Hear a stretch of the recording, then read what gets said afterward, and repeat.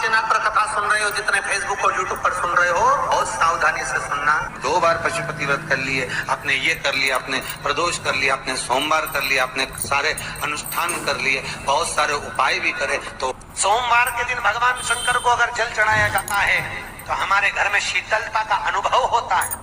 नवरात्रि मालूम है कब से लगती है? और नवरात्रि में भी अगर आपकी कोई कामना है, आपकी अगर इच्छा है, आपका मन है, तो जगत जननी की आराधना करो। पति और पत्नी में अगर क्लेश है तो जगदम्बा के मंदिर में मक्खन चढ़ाओ। 4 तरह की बंदरवाल हमारे हिंदू धर्म में वर्णन करी गई है। हमारा जो दरवाजे पर लगाई जाती है शुभ कार्य के लिए, इसको लगाया है। नवरात्रि के 9 दिन तक दरवाजे के बाहर लगी होती है, जिससे घर में कोई नई बीमारी प्रवेश नहीं करती, वो बीमारी बाहर निकल जाती है।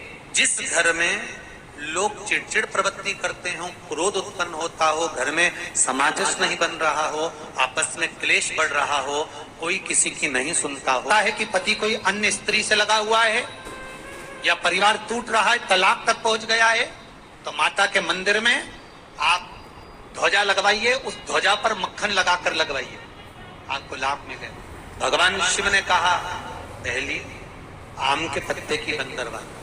जब हमारे यहाँ सत्यनारायण भगवान की कथा करते हैं, ब्याह होता है, शादी होती है, शुभ कार्य होता है, तो दरवाजे पर आम की बंदरवाल लगती है, ये शुभ कार्य की सूचक है। दूसरे नंबर पर है पीपल के पत्ते की बंदरवाल।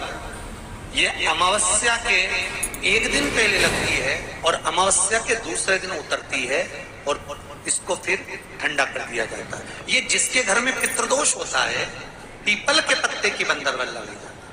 तीसरे नंबर पर होती है नीम की बंदरवाल। पूर्णिमा का जो दिन रहता है, चैत्री नवरात्रि जिस दिन प्रारंभ होते हैं, उस दिन नीम के पत्ते की बंदरवाल लगती है, जो इसको नीम के पत्ते की बंदरवाल। चौथे नंबर की होती है आम के पत्ते, पीपल के पत्ते और नीम के पत्ते, इन तीनों की बंदरवाल। ये बंदरवाल दशहरे के दिन लगती है।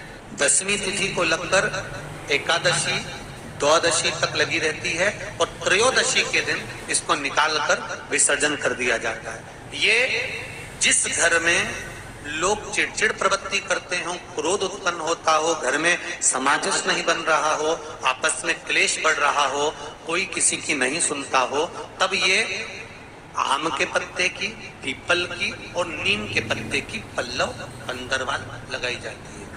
आप लोगों को ज्ञात होगा ना नवरात्रि कब से लगती है? तो सब लोग कहेंगे महाराज जी पड़वा से लगती है, एकम से। पर देवी भागवत कहती है अगर एकम से लगी तो नवरात्रि पूर्ण कैसे हुई? एकम का दिन लगी तो एकम के दिन की रात्रि, फिर दूज के दिन की रात्रि, तीज के दिन की रात्रि, चतुर्थ दिन की रात्रि, पंचम दिन की रात्रि, छठे दिन की, 7वें दिन की, 8वें दिन की, 9वें दिन की रात्रि। पर 9वें दिन तो सवेरे पूजन करके, यज्ञ करके, अनुष्ठान करके देवी को विसर्जन कर दिया। फिर नवरात्रि पूर्ण कैसे? नवरात्रि की पूर्णता होती है अमावस्या की रात से गिनी जाती है। कौन से दिन से गिनते हैं? अमावस्या की रात्रि, फिर एकम की रात्रि, फिर दूज की रात्रि, ऐसे गिनते गिनते अष्टमी की रात्रि तक, और नवमी के दिन सुबह तक या दोपहर तक या शाम तक, जब तक आप यज्ञ ना करें तब तक ये 9 रात्रियां पूर्ण गिनी जाती है महाराज देवी भागवत के हिसाब। अब हमने कन्या भोजन का जो क्रम बनाया, अष्टमी के दिन करा देंगे, नवमी के दिन करा देंगे, इस तिथि को करा देंगे, पर भाव देखिए, शास्त्र कहता है भूखे को भोजन जब कराइए जब उसको भूख लगी हो, और ऐसों को कराइए जिसको जरूरत पड़ रही है। देवी भागवत तो वर्णन करती है कि पहले नवरात्रि से लेकर 9वीं तिथि तक जितने दिन देवी के होते हैं, प्रत्येक दिन में आप किसी भी दिन कन्याओं का भोजन करा सकते हो। पहली रात्रि से लेकर, पहला दिन से लेकर। जोत का विधान है, नवरात्रि में देवी की जोत लगती है, अखंड ज्योति लगती है, जवारे बुआए जाते हैं, कलश लगता है। जोत का भी विधान है। जिसके यहाँ दिया अखंड जलाया जाता है, अगर वो दिए की लो, दिए की बाती अगर दक्षिण दिशा की होती है, तो उसके घर में साल भर में एक घात जरूर होती। जो दिया अखंड जलता है, उसकी बाती का मुख दक्षिण का नहीं होना चाहिए। देवी भागवत को अगर सुना हो तो देवी भागवत में स्पष्ट किया गया कि पूर्व की ओर मुख करा हुआ दिया अर्थात पूर्व की ओर ज्योत जो जलाई जाती है वो संपदा की वृद्धि करती है। पश्चिम की ओर मुख कर कर जो ज्योत लगाई जाती है महाराज वो वैभव को देती है, और उत्तर की ओर जो मुख कर कर ज्योत जलाई जाती है, उत्तर की ओर जो ज्योत का मुख रहता है वो आयु की वृद्धि करती है, घर में अकाल मौत को रोकती है। तत्व का जो भाव तत्व है उसको भी अच्छे से समझ लेना। दक्षिण की ओर ज्योत ना लगाए। एक जरा सी मिट्टी की दुकान भी अगर आप खोल कर बैठेंगे तो चांदी और सोना के बराबर कमाएंगे, इतना धन देगी वो माता। साधारण नहीं है मेरी माता। तात्विक सुख का आनंद देने वाली, लाभ तत्व प्रदान कर।